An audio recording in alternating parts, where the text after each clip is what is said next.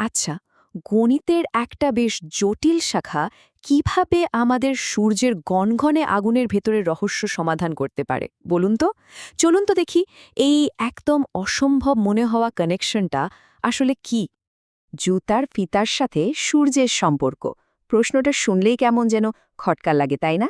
কিন্তু এই যে দুটো আপাতদৃষ্টিতে আলাদা জিনিস, এদের মধ্যে একটা গভীর যোগসূত্র আছে, আর এটাই আমাদের মহাবিশ্বকে বোঝার জন্য একটা নতুন দরজা খুলে দিচ্ছে।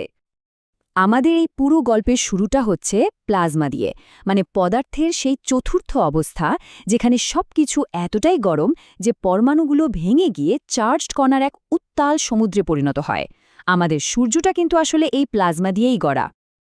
আর ঠিক এখানেই আসল চ্যালেঞ্জটা শুরু হয়।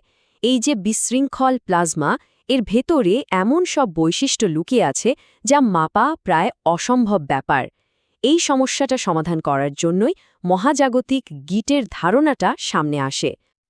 একদম সহজ করে ভাবুন তো, প্লাজমার ভেতরের চম্বক ক্ষেত্রগুলো যেন এক বাটি জট পাকানো স্পেগেটি। এখন প্লাজমাটা যদি একদম নিখুঁত হতো, মানে কোনো রকম আঠালো ভাব বা সান্দ্রতা না থাকতো, তাহলে এই জটগুলো কোনোদিনও খুলত না। কিন্তু আসল প্লাজমার তো সান্দ্রতা আছে, আর সে কারণেই এই চম্বক রেখাগুলো ভাঙে, আবার নতুন করে জোড়া লাগে। এই যে ভাঙা গড়ার হার, এটা মাপতে পারলেই প্লাজমার সান্দ্রতা জানা যাবে। কিন্তু আসল সমস্যা হলো, সূর্যের মতো একটা উত্তাল পরিবেশে এই সূক্ষ্ম পরিবর্তনটা ট্র্যাক করা যায় কিভাবে। এই যে এত বড় একটা ফিজিক্সের সমস্যা, এটার সমাধান করতে হলে আমাদের যেতে হবে একদম অন্য একটা জগতে, বিশুদ্ধ গণিতের জগতে। আর আমাদের হাতে যে চাবিকাঠিটা আছে, সেটার নাম হলো লিঙ্কিং নাম্বার। এই যে বললাম নট থিওরি, এটা আসলে কি? সোজা কথায় এটা হলো গণিতের সেই শাখা যা গিট বা লিঙ্কের জ্যামিতি নিয়ে কাজ করে। এটা শুধু দড়ি বা ফিতার গিট নয়, বরং মহাকাশে থাকা অদৃশ্য বক্ররেখাদের জট নিয়েও মাথা ঘামায়। এ নট থিওরিতে একদম গোড়ার দুটো অবস্থা আছে, চলুন দেখি। একটা হলো আনলিঙ্ক, যেখানে দুটো লুপ একদম আলাদা, কোনোভাবেই একে অপরের সাথে জড়ানোর নয়। আর অন্যটা হলো হফ লিঙ্ক, যেটা হলো সবচেয়ে সহজ ধরনের লিঙ্ক, যেখানে দুটো লুপ একটা চেনের মতো করে একবার একে অপরের ভেতর দিয়ে গেছে। নোট থিওরির সবচেয়ে মজার ব্যাপার হলো, প্রত্যেকটা লিঙ্কের একটা নিজস্ব পরিচয় বা বলতে পারেন একটা ফিঙ্গারপ্রিন্ট থাকে। একেই বলা হয় লিঙ্কিং নাম্বার। আপনি লুপগুলোকে যতই মোচড়ান বা বাঁকান, যতক্ষণ না ওগুলোকে কেটে ফেলছেন, এই নম্বরটা কিন্তু একই থাকবে। তাহলে এখন প্রশ্ন হলো, ওই যে চেনের মতো দেখতে হফ লিঙ্কটা, সেটার ফিঙ্গারপ্রিন্ট বা লিঙ্কিং নম্বরটা কত? উত্তরটা হলো ১। হ্যাঁ, সব সময় ১। এটাকে যতই ঘোরানো হোক, বাঁকানো হোক, যতক্ষণ না এটা ভাঙছে, এর লিঙ্কিং নম্বর একই থাকবে। এটা এর একটা অপরিবর্তনীয় পরিচয়। আচ্ছা, তাহলে ওই যে দুটো আলাদা আলাদা লুপ ছিল, মানে আনলিঙ্কড, সেটার ক্ষেত্রে কি হবে? সেটার লিঙ্কিং নম্বর হলো ০, একদম ০, কারণ সেখানে তো কোনো প্যাচ বা লিঙ্ক নেই। তার মানে গণিতের চোখে একটা লিঙ্ক আর একটা আনলিঙ্কের মধ্যে তফাৎটা হলো ১ আর ০র তফাৎ। কিন্তু কথা হলো, গণিতের এই আইডিয়াটাকে বাস্তবে কাজে লাগানো যাবে কিভাবে? এখানেই বিজ্ঞানীরা একটা দারুণ টুল বানিয়েছেন, নাম লিঙ্কেজ। এর একটাই কাজ, একটা কম্পিউটারকে এই ১ আর ০র মধ্যেকার পার্থক্যটা চেনানো। তো এই অ্যালগোরিদমটা কাজ করে কিভাবে? দেখুন, মোট ৪টে সহজ ধাপ আছে। প্রথমে এটা স্মুথ লুপগুলোকে অনেকগুলো ডেটা পয়েন্টে ভেঙে নেয়, যাতে কম্পিউটার বুঝতে পারে। এরপর একটা লুপের উপর ভিত্তি করে একটা কাল্পনিক সারফেস বা তল তৈরি করে। তৃতীয় ধাপে এটা হিসেব করে যে দ্বিতীয় লুপটা সেই সারফেসকে কতবার আর কোন দিক থেকে ক্রস করেছে।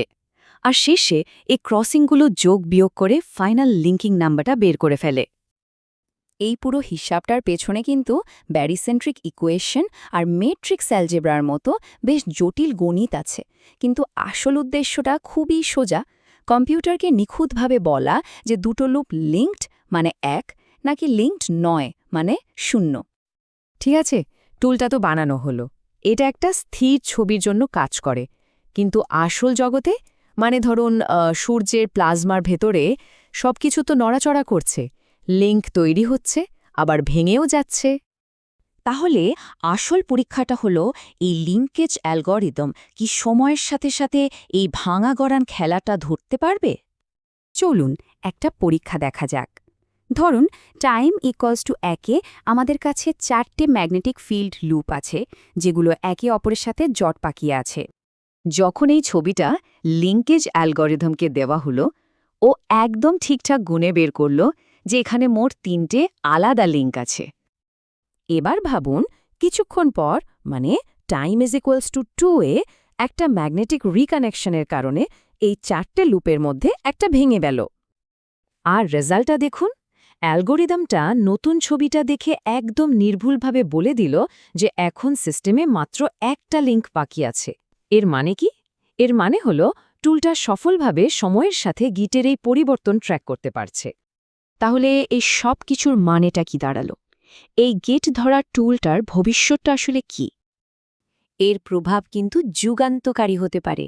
একদিকে যেমন পৃথিবীতে ফিউশন চুল্লির ভেতরের প্লাজমাকে বোঝা যাবে, তেমনি মহাকাশে নাসার পার্কার সোলার প্রোবের মতো মিশন থেকে পাঠানো ডেটা বিশ্লেষণ করে বিজ্ঞানীরা এখন সরাসরি দেখতে পারবেন কিভাবে সূর্যের ভেতরের এই ম্যাগনেটিক গিটগুলো সোলার ফ্লেয়ার বা সৌরশিখা তৈরি করে।